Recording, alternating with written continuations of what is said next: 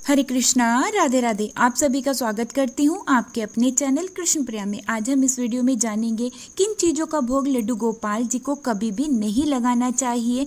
जैसे इस समय पितृपक्ष चल रहा है, तो पितृपक्ष में दीपदान जो पितरों के नियमित किया जाता है, उसको कब करना है, दीपक कैसे तैयार करना है, घी से बनाना है या फिर तेल से तैयार करना है, और पितरों के नियमित दीपदान कब, कहाँ और कैसे करना है, सारी जानकारी वीडियो में लेकर के आई हूँ। इसलिए वीडियो को पूरा जरूर से देखिएगा। वीडियो थोड़ी सी भी अच्छी लगी तो लाइक शेयर जरूर से कीजिएगा। अगर आप हमारे चैनल पर पहली बार आए हैं तो प्लीज चैनल को सब्सक्राइब भी जरूर से कर लीजिएगा। तो यहाँ पर हमारे प्यारे श्याम सुंदर जी का स्नान हो गया है, उनका अंग पोषण कर लेती हूँ और थोड़ी सी इत्र की मालिश करूंगी। फिर लड्डू गोपाल जी को उनके वस्त्र और श्रृंगार धारण करवाऊंगी।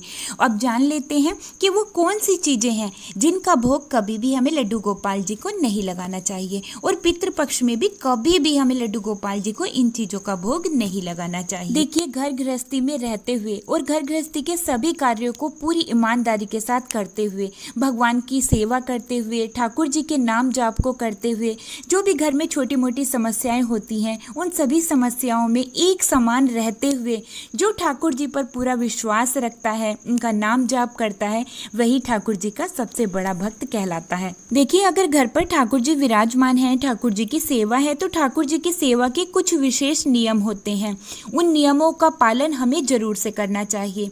अब बात करते हैं कि ठाकुर जी को वो कौन सी सब्जियां हैं जिनका भोग नहीं लगाया जाता है।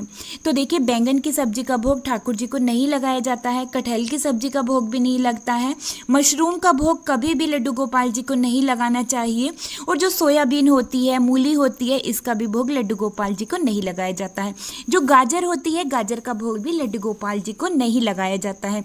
देखिए, जब हम लड्डू गोपाल जी की सेवा को शुरू करते हैं तो हमें ना सारे नियम नहीं पता होते हैं। फिर जैसे जैसे हम ठाकुर जी की भक्ति में आगे बढ़ते हैं, इस मार्ग पर आ जाते हैं, तो हमें सभी नियमों का धीरे धीरे पता चलने लगता है। तो देखिए, गाजर का भोग लड्डू गोपाल जी को नहीं लगाया जाता है, तो हमें भी नहीं पता था। सर्दियों के समय में हम लड्डू गोपाल जी को गाजर के हलवे का भोग लगा देते थे, लेकिन अब जब हम इस रास्ते पर हैं, ठाकुर जी की सेवा में हैं, तो अब हम कभी भी ठाकुर जी को जो है गाजर का भोग नहीं लगाते हैं, और इस बात के लिए हमने ठाकुर जी से हाथ जोड़कर क्षमा याचना भी की। ठीक है, देखिए, जब हम भक्ति के रास्ते पर चलते हैं तो जो भक्ति के नियम होते हैं वो हमें जरूर से फॉलो करने चाहिए। अब बात करते हैं कि फलों में कौन से फलों का भोग लड्डू गोपाल जी को नहीं लगाया जाता है। तो देखिए, जामुन का भोग लड्डू गोपाल जी को नहीं लगाया जाता है। अब बात करेंगे कि कोल्ड ड्रिंक में लड्डू गोपाल जी को कौन से कोल्ड ड्रिंक पिला सकते हैं, कौन से कोल्ड ड्रिंक नहीं पिला सकते हैं। तो देखिए, जो कोल्ड ड्रिंक आते हैं उनके अंदर है ना सोडा वाटर होता है, तो हम लड्डू गोपाल जी को ऐसी चीज़ों का भोग भी नहीं लगाते हैं। आप फ्रूटी लड्डू गोपाल जी को पिला सकते हैं, आप फ्रूटी घर में बनाकर भी लड्डू गोपाल जी को पिला सकते हैं। वैसे देखिए, आपको यही कोशिश करनी चाहिए, जो घर में बनी हुई शुद्ध सात्विक तरीके से चीज़ें हैं ना, उन्हीं का भोग लड्डू गोपाल जी को लगाना चाहिए।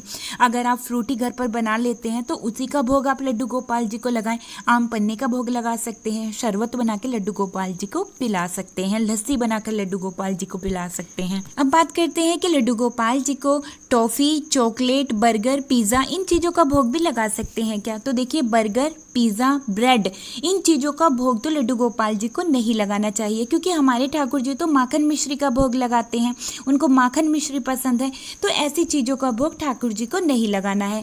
लेकिन आप अगर पिज़्ज़ा घर पर बना लेते हैं शुद्ध सात्विक तरीके से, तो आप उसका भोग आप लड्डू गोपाल जी को लगा सकते हैं। देखिए, मार्केट में बहुत सारी चॉकलेट ऐसी आती हैं जिसमें एग होता है, तो हम ऐसी चीज़ों का भोग भी लड्डू गोपाल जी को नहीं लगाते हैं। अगर आप चॉकलेट का भोग लगाना चाहते हैं तो जो चॉकलेट के ऊपर कवर चढ़ा होता है उसके ऊपर है ना पीछे लिखा होता है कि उसके अंदर एग है या नहीं, तो आप उसको बहुत ही अच्छे से पढ़ें, उसके बाद में ही आप अपने लड्डू गोपाल जी को भोग लगा सकते हैं चॉकलेट का। अब जान लेते हैं कि ठाकुर जी को बिस्किट, आइसक्रीम का भोग लगा सकते हैं या नहीं। तो देखिए, मार्केट में बहुत सारे ऐसे बिस्किट आते हैं जिसके अंदर एग होता है, तो हमें ऐसी चीज़ों का इस्तेमाल ठाकुर जी के भोग में नहीं करना है। लेकिन अगर आप ठाकुर जी को बिस्किट खिलाना चाहते हैं तो जो बिस्किट के ऊपर रैपर लगा होता होता है उसके ऊपर सारी चीज़ें लिखी होती हैं कि इसके अंदर ये है, ये नहीं है। तो आपको सारी चीज़ें बहुत ध्यान से पढ़नी है। अगर उसके अंदर एग नहीं है तो आप लड्डू गोपाल जी को भोग लगा सकते हैं। और आइसक्रीम के लिए तो मैं यही कहूँगी कि आप जो है घर पर लड्डू गोपाल जी के लिए आइसक्रीम तैयार करें और उसी का भोग आप ठाकुर जी को लगाएं। क्योंकि देखिए आइसक्रीम को कैसे तैयार किया गया है, उसके अंदर शुद्धता है या नहीं, इस चीज़ का नहीं पता चलता है। तो इसलिए आप घर में बनाई हुई आइसक्रीम का भोग ही लड्डू गोपाल जी को लगा। अब बात आती है कि लड्डू गोपाल जी को चाय या कॉफ़ी का भोग लगा सकते हैं क्या? तो देखिए मैं तो यही कहूँगी कि ये सारी चीज़ें आपके भाव के ऊपर निर्भर करता है। क्योंकि देखिए मेरे ठाकुर जी ने है ना चाय को लेके मेरे साथ में एक ऐसी बड़ी लीला की थी कि मैं आपको क्या ही बताऊं।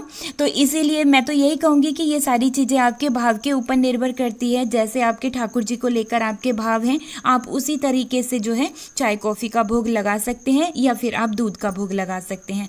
लेकिन हम भी ठाकुर जी को रोज़ कभी चाय नहीं देते हैं। अब बात आती है कि क्या ठाकुर जी को मिठाई का भोग लगा सकते हैं? तो जी हाँ, सारी तरीके की मिठाई का भोग आप लड्डू गोपाल जी को लगा सकते हैं। क्योंकि मिठाई हमारे ठाकुर जी को बहुत ही अधिक पसंद है। लेकिन जब हम ठाकुर जी को मिठाई का भोग लगाएं तो इस बात का ध्यान रखना है, मिठाई के ऊपर सिल्वर पेपर या गोल्डन पेपर लगा नहीं होना चाहिए। और ठाकुर जी के भोग में तुलसी पत्ता जरूर से होना चाहिए। क्योंकि बिना तुलसी पत्ते के हमारे ठाकुर जी किसी भी भोग को ग्रहण नहीं करते हैं। और आप ठाकुर जी के लिए खीर बनाकर खीर का भोग भी लगा सकते हैं। क्योंकि खीर भी हमारे ठाकुर जी को अत्यधिक प्रिय है। तो जी इन चीज़ों का आप भोग लगा सकते हैं ठाकुर जी को। ठीक है, बहुत सारी चीज़ें ऐसी होती हैं जिनका भोग हम ठाकुर जी को कभी भी नहीं लगाते हैं। तो वो मैंने आपको बता दिया है इस वीडियो में, किस चीज़ का भोग आप लगा सकते हैं और किन चीज़ों का भोग आप नहीं लगा सकते हैं। ठीक है, अब जानते हैं कि जैसे पितृपक्ष इस समय चल रहा है, तो पितृपक्ष में पितरों के नियमित देखिए दीपदान जरूर से हमें करना चाहिए। तो वो दीपक तैयार कैसे करना है? तो देखिए सबसे पहले आपको मिट्टी का दीपक लेना है। आप आटे का दीपक भी बना सकते हैं या किसी धातु का आप दीपक ले सकते हैं। आप पीतल का दीपक ले सकते हैं, आप तांबे का दीपक ले सकते हैं और आप जो है स्टील का दीपक भी ले सकते हैं। इस दीपक में रुई की लंबी बाती लगाएं और इस दीपक को आप तेल से जलाएं। आप तिल का तेल भी ले सकते हैं, सरसों के तेल का इस्तेमाल भी आप कर सकते हैं। और जब उस दीपक को आप जलाएं ना, उसमें थोड़े से काले तिल आप जरूर से डाल लें। और फिर अपने पितरों का ध्यान करते हुए, उनका स्मरण करते हुए इस दीपक का दीपदान आप कर सकते हैं। आप दीपदान कहाँ पर कर सकते हैं? तो देखिए आप जो है पीपल के पेड़ के नीचे जाकर दीपदान कर सकते हैं, अपने घर की छत पर आप दीपदान कर सकते हैं, बालकनी में आप दीपदान कर सकते हैं और खुले आकाश के नीचे भी पितरों को दीपदान किया जाता है। आप देखिए इस दीपक का दीपदान किसी विशेष पूर्वज को अगर करना चाहते हैं तो उनका आप नाम लेते हुए उनकी तिथि पर आप जो है इस दीपदान को कर सकते हैं। तो इस तरह से जो है पितरों के नियमित दीपदान किया जाता है। ठीक है, और देखिए यहाँ पर हमारे ठाकुर जी का श्रृंगार भी हो गया है, हमने उनकी आरती भी कर ली है। अब ठाकुर जी को भोग लगा लेते हैं। उम्मीद करती हूँ आज की ये वीडियो आप सभी को बहुत ही पसंद आई होगी। अगर वीडियो अच्छी लगी है तो लाइक शेयर जरूर से कीजिएगा। देखिए जब आप लाइक करते हैं ना, इसी से हमें पता चलता है कि आपको वीडियो पसंद आई है। और अब वीडियो को मैं यहीं पर ही रोकते हुए लेती हूँ आप सभी से विदा। मिलती हूँ एक और नई वीडियो के साथ। तब तक के लिए आप सभी को प्यार भरा राधे राधे, हरे कृष्णा।